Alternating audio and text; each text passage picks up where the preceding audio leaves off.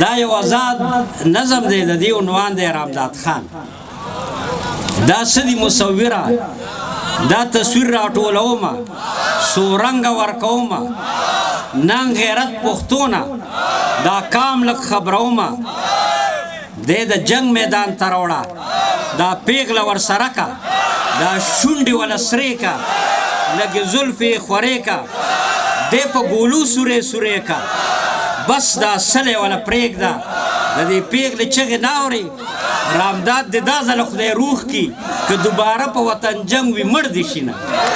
ډېره مننه ستاسو چې کومه مېلمستیا راکوئ کومه مینه راکوئ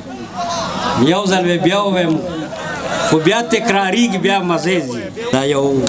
آزاد بوډکې غونده نظم دی عنوان یې دی رامداد خان دا څه دي مصوره دا تصویر راټولومه څو رنګه ورکومه